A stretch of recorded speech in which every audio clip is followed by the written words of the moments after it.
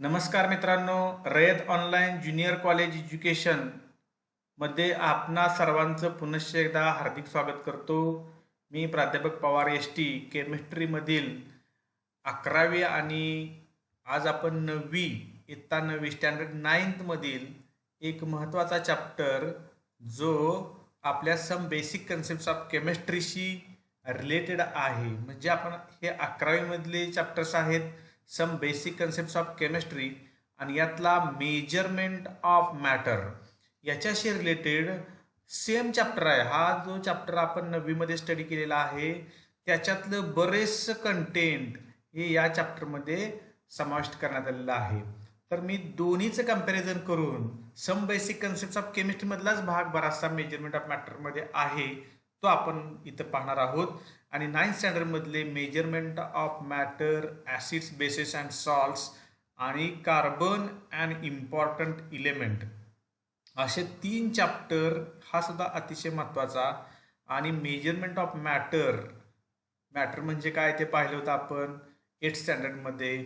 आणि states of matter पाहिल्या.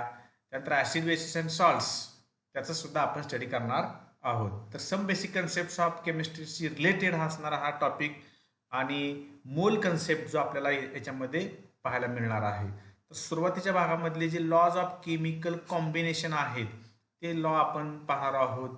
त्यामध्ये law of conservation of mass, law of conservation of mass हा एक आपल्याला लॉ बघायचा आहे. त्यानंतर law of definite proportion, Avogadro's law आणि Gay Lussac's law of combining volumes of gases असे वेगवेगळे लॉज जे 11th स्टँडर्डमध्ये सुद्धा आहेत.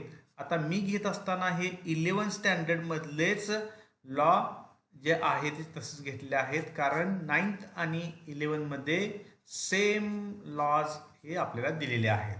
ठीक आहे, तर आपण ते एक पाहणार आहोत. त्यानंतर ॲटम म्हणजे काय ते आपण पाहिलेलं आहे, त्याचा शेप याच्याविषयी माहिती घेतलेली आहे. मास पाठीमागच्या भागामध्ये व्हॅलन्सीचा स्टडी आपण केलेला आहे. आणि इनसाइड द ॲटम याच्यामध्ये आपण मासचा विचार केला होता. इनसाइड द ॲटममध्ये मास, ॲटॉमिक मास ते सुद्धा पाहिलं होतं आपण, शेप पाहिला होता. परंतु ॲटॉमिक मास आणखी एकदा आपल्याला पाहायचा आहे, तेही आपण या चॅप्टरमध्ये पाहणार आहोत. जेवढा भाग आपल्याला कव्हर करता येईल तेवढा आजच्या भागामध्ये आणि राहिलेला नेक्स्ट पार्टमध्ये आपण पाहणार आहोत. मॉलिक्युलर मास आणि कन्सेप्ट ऑफ मोल म्हणजे काय आहे नेमकं तेही आपल्याला अव्होगाड्रो लॉवरून पाहायचं आहे. तर हे सर्व लॉ जे आहेत ते अतिशय इम्पॉर्टंट आणि 11th स्टँडर्डमध्ये लागणारे आणि MCQ साठी जे MCQ साठी कशामध्ये असणार आहेत तर CET मध्ये MCQ याच्यावरती असतात, JEE साठी असतात MCQ हाय लेवलचे, नीटसाठी सुद्धा याच्यावरती MCQ विचारले जातात. तर ते कसे असतात तेही आपण 11वीचा सिलेबस ज्यावेळेस पाहणार आहोत त्यावेळेस जास्तीत जास्त करून आपण नीट आणि JEE वरती आधारित क्वेश्चन पाहणार आहोत. पण CETचे क्वेश्चन हे आत्ता जे आपण टाकलेले क्वेश्चन आहेत त्याच्यासारखेच असतात हे आपण लक्षात घ्यायचं आहे. ते इझी लेवल क्वेश्चन असतात. त्यानंतर आपण आता लॉ जे व्हेरियस लॉज आहेत त्यातला मी पहिला सांगितला लॉ की law of conservation of mass. Law of conservation of mass नावातच आहे कॉन्झर्वेशन ऑफ मासचं conservation. And this law was deduced by Anthony Lavoisier. This is the scientist who give the law of conservation of mass. And what it states, mass can neither be created nor be destroyed. हे जे शेवटचं आपल्याला statement दिसते हे statement आहे.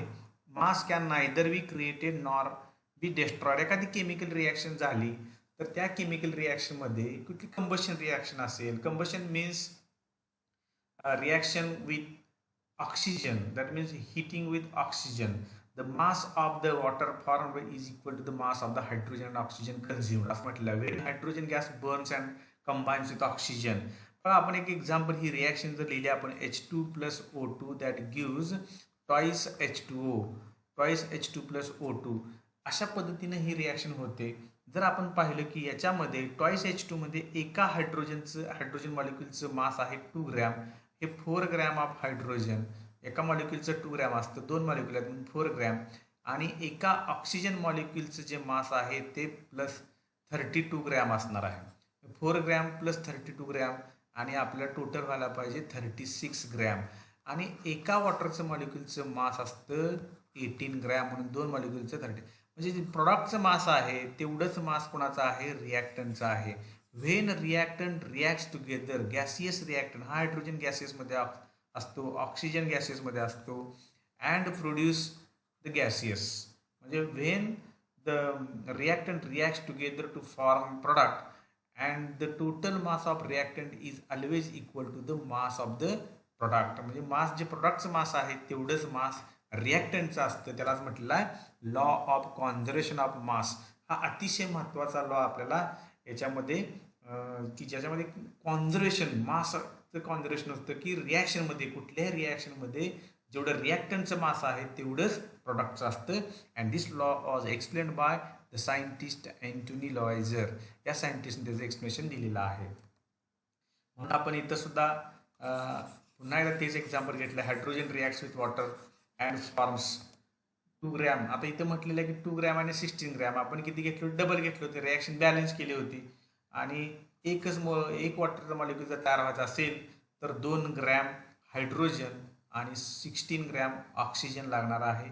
That means half H2 and plus O2, half O2 म्हणूया आपण, and that gives H2O. Sorry, half H2 म्हणायला नको आपल्याला, H2 plus half O2 that gives H2O.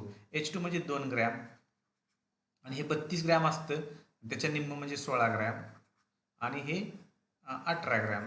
अशा पद्धतीनं 1 मोल वॉटर तयार होण्यासाठी, 1 मोल वॉटर म्हणजे 1 मॉलिक्युल वॉटरचा तयार होण्यासाठी 1 हायड्रोजनचा मॉलिक्युल आणि हाफ ऑक्सिजनचा मॉलिक्युल असं म्हणून कॉम्बिनेशन आहे. ते बॅलन्स करण्यासाठी आपण 2 ने मल्टिप्लाय करतो. Twice H2 plus O2 that gives twice H2O. या कम्प्लीट रिॲक्शनला 2 ने मल्टिप्लाय केलं की आपल्याला अशी रिॲक्शन मिळते की twice H2 plus O2 that gives twice H2O. आणि ह्याचे मास आपण डबल घेणार, 2 ग्रॅमच्या ऐवजी 4 ग्रॅम, 32 ग्रॅम आणि इथे 36 ग्रॅम. अशा पद्धतीने हा जो लॉ आहे it gives the law of conservation of मास. त्यानंतर लॉ ऑफ डेफिनेट प्रपोर्शन. आणि हा जो लॉ आहे तो जोसेफ प्रोस्ट नावाच्या सायंटिस्टने प्रपोज केलेला आहे. This law was proposed by the French chemist Joseph Proust, and according to him a given compound always contains exactly the same proportion of elements by weight. म्हणजे जे एखादं कंपाऊंड कुठलेही consider करू आपण, for example H2O consider केलं, H2Oचा source वेगवेगळ्या सोर्समधून H2O आपल्याला मिळू शकतं, रिव्हरकडून मिळू शकतं, रेन वॉटर आहे, रेनकडून मिळू शकतं, वेलकडून विहिरीतून आपण मिळवू शकतो. वेगवेगळ्या सोर्सपासून नॅचरली हे वॉटर आहे ते वेगवेगळ्या सोर्सपासून आपल्याला मिळू शकतं. But a given compound that means H2O always contains exactly the same proportion of elements by weight. आता वेट जर आपण पाहिलं तर H2Oचं वेट किती आहे, आत्ताच आपण पाहिलं की 18 gram of H2O, the mass of H2O. त्यामध्ये हायड्रोजन किती आहे बघा, 2 ग्रॅम आहे आणि ऑक्सिजन किती आहे, 16 ग्रॅम आहे. जर पर्सेंटेज काढला आपण तर 18 gram H2O correspond to 16 gram of oxygen. Then 100 gram H2O correspond to how much. हे जर तुम्ही कॅल्क्युलेशन केलं, तिरकस गुणाकार आपण करतो तर ते केलं तर 88.88% बाय मास. पर्सेंटेज हे ऑक्सिजन असेल आणि 11.11 हा पर्सेंट काय असणार आहे, हायड्रोजन, आणि हे ऑक्सिजन आहे. तर अशा पद्धतीनं वॉटर कुठूनही मिळवू द्या, त्याच्यामध्ये जे पर्सेंटेज आहे ते कार्बनचं असणार आहे 11.11 आणि ऑक्सिजनचं असणार आहे 18.18%. That means the mass of or the weight of these elements is in the proportion of this. अशा पद्धतीचं प्रपोर्शन त्यांच्यामध्ये असतं. 1:8 असं म्हटलं तर चालेल आपण.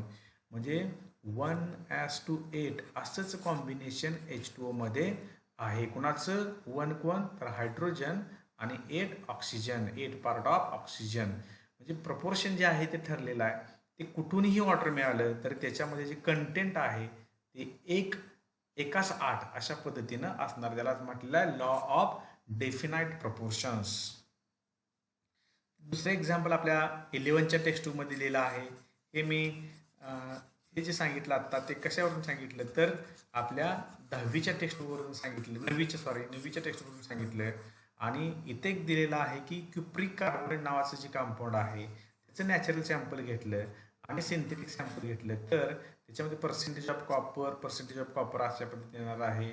ऑक्सिजनचं आणि कार्बनचं पर्सेंटेज, असं आपल्याला पर्सेंटेज कसं काढायचं ते मी दाखवलं की 100 पैकी आपल्याला काढायचं असतं. जसं H2 काढलं त्याच पद्धतीनं कुठलेही कंपाऊंड घेतलं तर त्याचा सोर्स कुठला का असेना त्याच्यामध्ये जे कंटेंट आहे ते ठरलेलं आहे. अशा पद्धतीचा हा डेफिनेट प्रपोर्शनचा. आणखी एक जो लॉ आपल्याला 11मध्ये सुद्धा पाहायचा आणि तुम्ही 9वीच्या टेक्स्टबुकचा पाहिला आहे, Gay Lussac's law of gaseous volume, that is combining volume of gases. आणि हा काय सांगतो हा law? This law states that when gases combine or are produced, म्हणजे गॅस जेव्हा कंबाईन होतात किंवा प्रोड्यूस होतात. For example H2 plus Cl2 that gives twice HCl. अशा पद्धतीचा आपल्याला दोन गॅस आहेत, हा हायड्रोजन गॅस कंबाईन झाला कोणाबरोबर? क्लोरीन बरोबर, आणि गॅस तयार झाला. When gases combine or produced they in a chemical reaction, ही केमिकल रिॲक्शन आपण कन्सिडर केली, they do so in a simple ratio by volume provided all gases are at the same temperature and pressure. आपण जर consider केलं की 1 atmospheric प्रेशरला ही reaction carry केली आणि 25 डिग्री सेल्सिअसला लॅबॉरेटरीमध्ये आपण ही रिॲक्शन केली, तर आपल्याला असं लक्षात येईल की यांचं जे व्हॉल्यूम आहे त्यांचा सिम्पल रेशो असतो. दे do so in a simple ratio by volume. That means 1 volume of H2 gas, 1 volume of H2 gas combined with 1 volume of Cl2 gas and produce 2 volume of HCl. आता तुम्ही म्हणाल की 1 अधिक 1 2 असं झालं का? तर ते तसं नाही. दुसरं एक एक्झाम्पल आपण घेऊया. N2 plus H2 that gives NH3. आता आपल्याला हे नायट्रोजन आणि हायड्रोजन हे गॅसियस असतात. They combines together to form ammonia gas. म्हणजे हे gaseous combine together to form ammonia gas. ही जर रिॲक्शन बॅलन्स करायची असेल आपल्याला तर थ्राईस H2 घ्यायला लागेल इथं आणि हे ट्वाईस NH3 घेतल्यानंतर आपली ही रिॲक्शन बॅलन्स झाली. आता आपल्याला कोइफिशियंट जे आहेत रिॲक्शनमध्ये गॅसियसचे, नायट्रोजनचा कोइफिशियंट किती आहे तर 1. Hence 1 volume. ते वेदर इट विल आपण व्हॉल्यूम कसं मोजायचं ते पाहिलेलं आहे. तर हे लिटरमध्ये मोजलं तर DM³ ऑर लिटरमध्ये. आणि 3 मोल्स ऑफ हायड्रोजन आहेत, म्हणजेच काय 3 volume of H2 and produce 2 volume of ammonia. तुम्ही म्हणाल जर हे जर आत्तासारखी 1+1 आहे का? नाही. तर ते रेशो आहे 1:1:2. हा जो कंबायनिंग रेशो आहे HCl तयार होण्यासाठी it is 1:1:2. They do so in a simple ratio by volume. व्हॉल्यूमचा रेशो मेंटेन करतात. आणि अमोनियाच्या फॉर्मेशनसाठी काय रेशो आहे? 1:3:2. अशा पद्धतीनं कॉम्बिनेशन होतं. When gases combine together to produce gaseous product then they do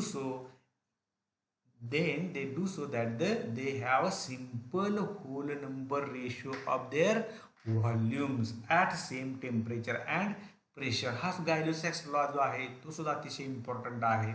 तो आपल्याला पुढं याच्यावरती MCQ ज्यावेळेस आपण 11वीमध्ये सोडवणार आहोत त्यावेळेस करणार आहे. तो सुद्धा आपण 9वीमध्ये पाहिला आणि आता 11वीमध्ये सुद्धा हा लॉ पाहायचा आहे.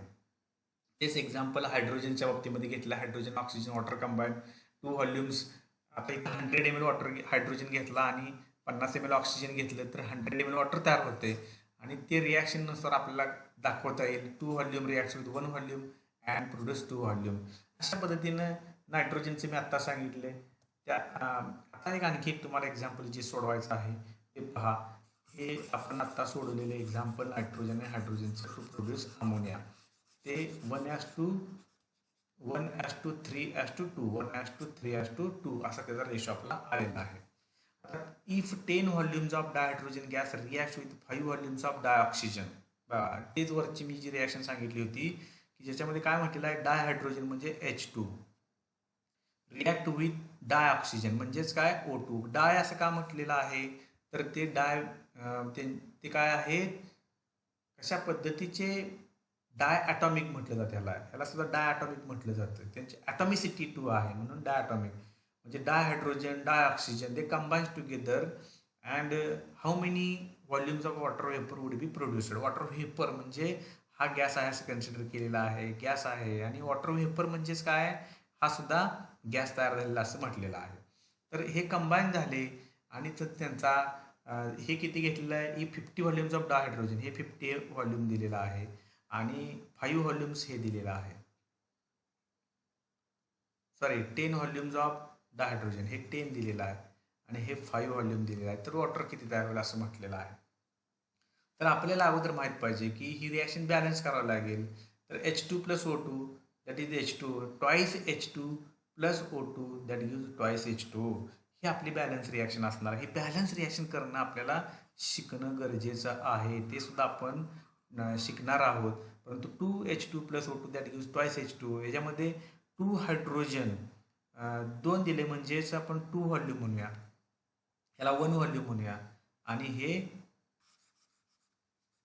2 व्हॉल्यूम 1 व्हॉल्यूम आणि हे किती येईल मग, हे 2 व्हॉल्यूम येईल. 2 volume of hydrogen reacts with 1 volume of oxygen and gives 2 volumes of H2O. म्हणजेच रेशो काय आहे, 2:1:2 म्हणजे जेवढं हायड्रोजनचं व्हॉल्यूम असणार आहे तेवढंच H2Oचं व्हॉल्यूम तयार होणार आहे. म्हणजेच 10 volume of water vapour will be formed. हे अतिशय महत्त्वाचं आपल्याला समजणं गरजेचं आहे. काही जण म्हणतील 15 व्हॉल्यूम तयार होईल, तर हे 15 व्हॉल्यूम तयार होणार नाही, तर हे 10 व्हॉल्यूम तयार होईल. काही जण काय करतील की ते मिक्स करतील. कशाला मिक्स करतील, law of conservation of mass. मासला कॉम्बिनेशन करायचं नाही तर गॅसियस लॉ. तर गॅल्युसॅक्सनं काय सांगितलेलं आहे, they do so in a simple ratio by volume. व्हॉल्यूमचा सिम्पल रेशो मेंटेन करतात असं त्याला म्हणायचं आहे. त्यामुळे हा एक अतिशय इम्पॉर्टंट असा लॉ आपल्याला पाहिजे होता. आणखी एक लॉ आपल्याला पाहायचा आहे की जो ॲव्होगाड्रोज नंबरवरून आहे आणि शेवटी दिलेला आहे 1 mole of any substance contains the number of molecules equal to 6.022 into 10⁻23 molecules. आता हे सर्वात आपल्याला माहीत पाहिजे की the number of molecules in 1 mole of any substance is constant. Number of molecules in any substance, 1 mole of any substance, 1 mole concept आपल्याला बघायचे आहे and is constant. The Italian scientist Avogadro did fundamental work in this context and therefore this number is called Avogadro's number, or it is also known as Avogadro's constant असं म्हटलं जातं and is denoted by the symbol Na. हे आपल्याला माहित पाहिजे. Later scientists demonstrated experimentally that the value of Avogadro's number is 6.022 into 10⁻23. हा number आपल्याला पाठच पाहिजे. 1 mole of any substance stands for 6.022 into 10⁻23 molecule. म्हणजे कुठलाही सबस्टन्स घेतला तर त्या सबस्टन्समध्ये जे नंबर ऑफ मॉलिक्युल्स असतील 1 मोलमध्ये, तर 1 मोल काय आहे ते सुद्धा आपल्याला बघायचं आहे पुढं. आणि just as a dozen has 12 atoms, एका डझनमध्ये 12 ॲटम्स असतात. A century has 100. आता क्रिकेट चालू आहे, आपल्याला सेंचुरी म्हणजे माहितीच आहे. Gross has 144. ग्रॉस म्हणजेच किती, तर 144 ॲटम्स असतात. मोल means 6.022 into 10⁻23 atoms, ions or molecules. For example a mole of water that is 18 gram. 1 मोल म्हणजेच काय, एका मोलचं मास. 1 मोल एका मॉलिक्युलचं mass. 1 mole of 1 mole of water, that means 18 gram of water contains 6.022 into 10⁻23 molecules of water. हे 18 gram काय आहे, it is a molar mass. Molar mass 1 मोलचं मास आहे. 1 मोलचं मास ऑफ 1 मोल किती आहे, correspond to 18 gram. In case of water 18 gram. Okay, 1 mole of H2 त्याचं मास आहे 18 ग्रॅम. आणि त्याच्यामध्ये नंबर ऑफ मॉलिक्युल्स किती असतात, तर 6.022 into 10⁻23 मॉलिक्युल्स. 18 ग्रॅममध्ये एवढे मॉलिक्युल्स असतात. तर आपल्याला एका मॉलिक्युलचं मास काढायचं आहे, ते अतिशय कमी असतं. It is very very small वॉटरचा असू द्या किंवा कुठलाही मॉलिक्यूल असू द्या, त्याचं जे एका मॉलिक्यूलचं मास आहे ते कम्पॅरेटिव्हली व्हेरी व्हेरी स्मॉल आहे. Because 18 gram of H2O correspond to how many molecules 6.022 into 10⁻23 molecules. Then one molecule correspond to how much gram. तर एका मॉलिक्यूलचं मास किती हे काढण्यासाठी आपल्याला काय करावं लागेल, 18 डिवायडेड बाय 6.022 इंटू 10⁻23 म्हणजे इन ऑर्डर ऑफ 10⁻24 जे मास आहे ते 10⁻24च्या ऑर्डरमध्ये येणार आहे. म्हणून हे मास हे very very small, very small. आणि ते मोजण्यासाठी सुद्धा आपल्याला एक मेथड यूज करायची आहे. How to determine the atomic mass and molecular mass. त्यासाठी आपल्याला एक रेफरन्स धरावा लागणार आहे. तो रेफरन्स आहे C12, मास ऑफ C12. त्याच्याबरोबर कम्पॅरिझन आपल्याला करायचं आहे आणि ते कम्पॅरिझन म्हणजेच ॲटॉमिक मास ते कसं डिटरमाइन करायचं ते आपण पाहणार आहोत. पहिल्यांदा ॲव्होगाड्रोज नंबर म्हणजे काय ते आपण इथं पाहिलेलं आहे. And you have to remember the Avogadro's number, and 1 mole of any substance contains the number of particles equal to 6.022 into 10⁻23 एवढे पार्टिकल एका मोलमध्ये असतात. म्हणून इथे एक्झाम्पल दिलेलं आहे. 1 मोल म्हणजे नेमकं काय आहे ते इथे थोडक्यात डायग्रामच्या सहाय्याने आपल्याला टेक्स्ट 2 मध्ये तुमच्या 9th स्टँडर्डच्या टेक्स्टमध्ये दिलेला आहे. 1 मोल ऑफ वॉटर म्हणजे इथे दिलेलं आहे 58.5 gram of NaCl common salt, जो त्याला आपण NaCl म्हणतो. NaClचं जर 58.5 ग्रॅम मास असेल तर त्या मासमध्ये किती मॉलिक्यूल असतात NaClचे, तर 6.022 into 10⁻23 NaCl molecules.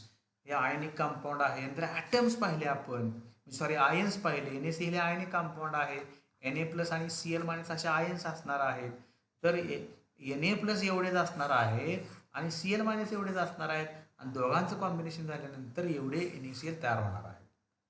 Number of ions जर टोटल म्हटलं आपण तर 2 इंटू 6.022 इंटू 10⁻23, कारण आयन्स काय एक पॉझिटिव्ह चार्ज असतो आणि एक निगेटिव्ह चार्ज असतो.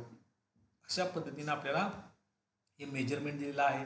ग्रॉस म्हणजे काय ते दिलेलं आहे, डझन म्हणजे दिलेला आहे. तर आपल्याला रिमेंबर काय ठेवायचं, काय करायचं आहे, तर 1 mole of any substance either it is common salt or other substance that contains 6.022 into 10⁻23 molecules. म्हणून आपल्याला मोलार मास माहीत पाहिजे. जसं 18 ग्रॅम म्हटलं वॉटर, तसंच हे 58.5 ग्रॅम कॉमन सॉल्ट आहे. कार्बन डायऑक्साईड आपण जर घेतलं CO2, तर CO2 मध्ये कार्बन किती असतं, तर 12 असतं. ऑक्सिजनचं मास, आता हे काय घेतलं आपण 12, तर हे ॲटॉमिक मास आहे. ऑक्सिजनचं किती असतं, 16 असतं. 2 ऑक्सिजन आहेत म्हणजे 32, म्हणजेच काय तर 44 ग्रॅम हे त्याचं काय आहे, मोलार मास आहे. म्हणजे 1 mole of carbon dioxide correspond to 1 mole of CO2 correspond to 44 gram. अशा पद्धतीने आपल्याला प्रत्येक कंपाऊंडचं मोलार मास काढता आलं पाहिजे. आणि ते कसं काढायचं, कार्बनचंच 12 का धरायचं, त्यासाठी आपल्याला एक पुढं कन्सेप्ट करणारच आहोत. तत्पूर्वी आपण एक प्रॉब्लेम सोडूया की how many molecules are there in 66 gram of CO2. आत्ताच आपण पाहिलं की त्याचं मास कसं काढलं आपण, 44 ग्रॅम कसं मास काढलं, हे मास आपण इथे घेतलेलं आहे, मॉलिक्युलर मास ऑफ CO2. आणि हा एक formula, you have to remember this formula very very carefully, important formula. Number of moles of any substance is given as mass of that substance in grams divided by molecular mass of that substance. तर कुठले substance असेल त्याचं मास घ्यायचं, जे दिलेलं mass आहे ते mass divided by molecular mass. आपल्याला किती दिले, how many molecules are present in 66 gram, 66 divided by 44 and is equal to 1.5 moles. हा जर भागाकार केला आपण तर 1.5 मोल्स येईल. आणि 1 मोल ऑफ CO2 कंटेन्स एवढे मॉलिक्यूल 1.5 मध्ये एवढे असणार आहेत. तर हे आपल्याला युनिटरी मेथड आपल्याला सोडवायचं आहे. अशा पद्धतीने you have to calculate number of moles and number of molecules. आता आपण नंबर ऑफ मॉलिक्युल्स काढले, पण टोटल नंबर ऑफ ॲटम्स आपल्याला काढायचे. एवढे जर मॉलिक्यूल असतील 9.033 इंटू 10⁻23 मॉलिक्युल्स आले, आता आपल्याला टोटल नंबर ऑफ ॲटम्स विचारलेला आहे. Number of atoms is equal to number of atoms total म्हणूया आपण. Total number of atoms is equal to किती येईल? तर कार्बन डायऑक्साईडमध्ये किती ॲटम्स आहेत? तर कार्बन डायऑक्साईडमध्ये कार्बनचा 1 आहे, ऑक्सिजनचे 2 आहेत, असे टोटल किती आहेत? 3 आहेत. कार्बन डायऑक्साईडमध्ये कार्बनचा 1 ॲटम आहे आणि ऑक्सिजनचे 2 ॲटम्स आहेत आणि म्हणून टोटल ॲटम्स किती झाले? 3. एका मॉलिक्यूलमध्ये one molecule of CO2 correspond to 3 atoms. आपल्याला किती मॉलिक्युल्स मिळाले? एवढे मिळालेले आहेत. इंटू 3 येणार. अशा पद्धतीने नंबर ऑफ ॲटम्स सुद्धा आपल्याला कॅल्क्युलेट करायचे. म्हणजे ॲव्होगॅड्रो नंबर वरून आपण हे कॅल्क्युलेट करू शकतो. तर हे कॅल्क्युलेशन जे आहेत ते कॅल्क्युलेशन्स अतिशय महत्त्वाची आहेत. Calculations you have to do the number of calculation for calculating number of moles, number of molecules, number of atoms हे आपल्याला कॅल्क्युलेट करणं गरजेचं आहे. आता हे ॲटॉमिक मास नेमकं कसं काढलं आणि मॉलिक्युलर मास कसं काढलं हे थोडक्यात आपण पाहूया आणि आजचा भाग इथेच आपण संपवणार आहोत. ॲटॉमिक मास आणि मॉलिक्युलर मासमध्ये every element has a characteristic atomic mass. Atomic mass is the mass of an atom. एका ॲटमचं मास असणार आहे. It is actually very very small. हे आपण पाहिलंच की व्हेरी व्हेरी स्मॉल का आहे? तर 1 मोलचं मास जे आहे, समजा वॉटर आहे तर 18 ग्रॅम आहे. त्याच्यामध्ये मॉलिक्युल्स किती आहेत? 6.022 इंटू 10⁻23 मॉलिक्युल्स आहेत. तर आपण एका मॉलिक्युलचं मास काढण्यासाठी 18 ग्रॅम डिवायडेड बाय 6.022 इंटू 10⁻23 याला आपण डिवाइड करणार. म्हणजेच मास जे येणार आहे ते 10⁻24 च्या ऑर्डरमध्ये येणार आहे. म्हणून इथं आलेला बघा, म्हणजे for example the mass of 1 hydrogen atom is 1.6736 into 10⁻24 gram. म्हणजे कुठलेही मास असेल तर याच ऑर्डरमध्ये येणार आहे. This is a very very small quantity and does not easy to measure. म्हणून हे प्रत्येक वेळेस एवढं लहान मास आपल्याला 1 ग्रॅम 2 ग्रॅम आपण मोजू शकतो, मिलीग्रॅममध्ये मोजू शकतो. मिलीग्रॅम म्हणजे 10⁻³ ग्रॅम इथपर्यंत मोजू शकतो, कारण आपण सोनं त्याच्यामध्ये मोजतो. पण त्याच्याही पेक्षा कमी आहे 10⁻24 ग्रॅम. म्हणून आपल्याला हे मेजर करणं प्रत्येक वेळेस अवघड आहे. म्हणून कंपॅरिझन केलेलं आहे. ते कंपॅरिझन कसं केलेलं आहे? In the present system mass of an atom is determined relative comparative to the mass of carbon 12 as the standard, and this has been agreed upon 1961. 1961 साली असं ठरलेलं आहे की कार्बन 12 हा काय करायचा? तर रेफरन्सला धरायचा. It is the reference and the mass of all other elements is determined with reference with relative to the C12 mass of C12. म्हणून 1 atomic mass unit ही जी संकल्पना आहे ती थोडक्यात आपण बघूया. 1 AMU हे सुद्धा तुम्हाला झालेलं आहे. The atomic masses are expressed in atomic mass unit. Atomic mass कशात दाखवलं जातं? तर AMU and the symbol is U. U सिम्बॉलनं हे डिनोट केलं जातं. Okay, atomic mass unit AMU. 1 atomic mass unit is defined as mass exactly equal to 1/12 of the mass of 1 carbon atom. म्हणजेच काय? 1 AMU म्हणजेच काय आहे? Mass exactly equal to the 1/12 of the mass of 1 carbon atom. एका carbon ॲटमचं mass 1 carbon atom आणि त्याचं काय करायचं आहे? मास घ्यायचं अँड इंटू 1/12 असं घ्यायचं. म्हणजेच काय? तर एका कार्बन ॲटमचं मास इंटू 1/12 आणि हे जे मास येईल त्याला म्हणायचं 1 ॲटॉमिक मास युनिट. म्हणून आपण घेतलेलं आहे 1 atomic mass unit is equal to 1/12 into mass of 1 carbon atom. हे रिलेटिव्ह ॲटॉमिक मास घेतलेला आहे. And 1/12 into 1.992648 into 10⁻23 gram. हे काय घेतलं? तर एका कार्बन ॲटमचं मास घेतलं आणि हे जे मास आहे it is determined by mass spectroscopy. Mass स्पेक्ट्रोस्कोपीच्या सहाय्यानं हे डिटरमाइन केलं. हे काय आहे? Mass of 1 carbon atom. This is a mass of 1 carbon atom of सिटेलोस, म्हणजे त्याचा आयसोटोप आहे. त्या सिटेलो आयसोटोपचं मास काढलं आणि ते कॉन्स्टंट आहे, ते बदलत नाही आता, कारण सिटेलो म्हणजे हा त्याचा आयसोटोप आहे आणि त्याच्या एका ॲटमचं मास डिटरमाइन केलं आणि relative to this mass the mass of other elements can be determined. आता आपल्याला हे एक ॲटॉमिक मास युनिट म्हणजेच व्हॅल्यू आपली फिक्स आहे बघा. ही अतिशय महत्त्वाची व्हॅल्यू आहे. 1 atomic mass unit is equal to 1.66056 into 10⁻⁻24 gram. हे ॲटॉमिक मास युनिटमध्ये आपल्याला द्यायचं आहे. आता कुठलाही एलिमेंट असेल त्याचं जर आपल्याला ग्रॅममधलं मास माहीत असेल तर त्याला आपण ॲटॉमिक मास युनिटमध्ये कन्व्हर्ट करू शकतो. बिकॉज जे आपल्याला ग्रॅममध्ये 1.66056 into 10⁻⁻24 gram correspond to 1 atomic mass unit. तर जे दिलेलं मास आहे ग्रॅममध्ये त्याला आपल्याला फक्त ॲटॉमिक मास युनिटमध्ये कन्व्हर्ट करायचं आहे. ही फिगर आपल्याला माहीत पाहिजे. 1.66056 इंटू 10⁻⁻24 ग्रॅम. ही जी ऑर्डर आहे 10⁻⁻24 ग्रॅमची ते आपल्याला नेहमी लक्षात ठेवायची.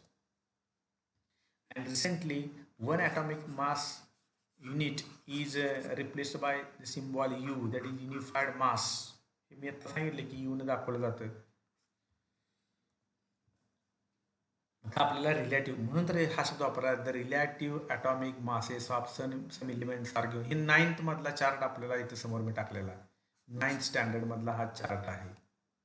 हायड्रोजनचा ॲटॉमिक मास 1 आहे, हिलियमचं 4 आहे, लिथियमचं 7 आहे, बेरिलियमचं 9 आहे, बोरॉनचं 11 आहे, कार्बनचं 12 आहे, नायट्रोजनचं 14 आहे, ऑक्सिजनचं आपण पाहिलं आता 16 आहे, नंतर क्लोरीनचं 19 आहे, सोडियमचं 23 ग्रॅम आहे, मॅग्नेशियमचं 24 आहे, ॲल्युमिनियमचं 26 ग्रॅम आहे, त्यानंतर सिलिकॉनचं 28 आहे, फॉस्फरसचं जर आपण पाहिलं तर फॉस्फरस 31 ग्रॅम आहे, सल्फरचं 32 आहे, याचं 35.5 आहे, याचं 38 आहे. हे आपल्याला माहीत पाहिजे. पोटॅशियमचं 39 आहे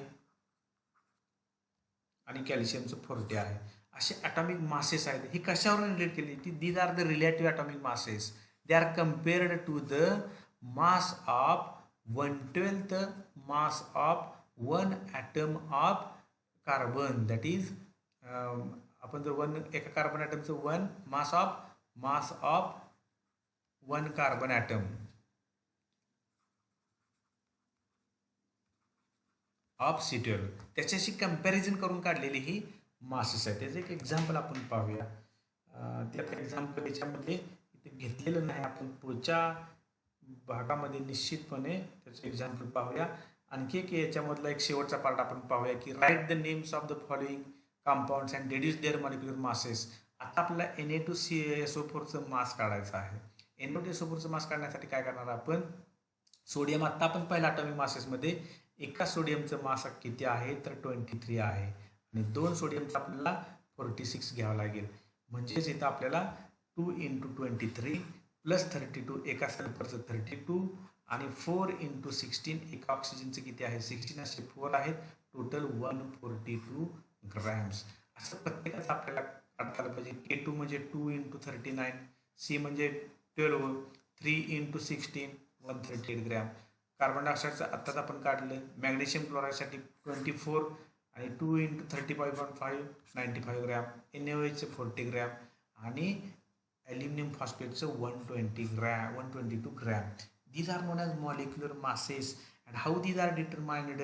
They are given by the sum of masses of individual components. Molecular mass हा जो फॉर्म्युला आहे तो आपल्याला महत्त्वाचा फॉर्म्युला लक्षात ठेवायचा आहे. अशा पद्धतीनं आपल्याला मॉलिक्युलर मास सुद्धा कॅल्क्युलेट करता येणं गरजेचं आहे.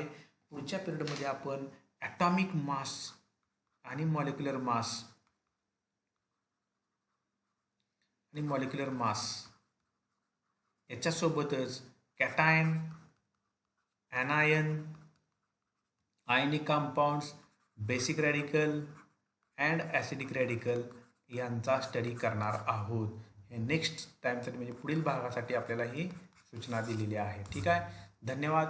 आपण मॉलिक्युलर मास कॅल्क्युलेट करण्यासाठी आणखी प्रॅक्टिस करावी आणि आपण याच्यावरती आधारित MCQ सोडवावेत. थँक्यू.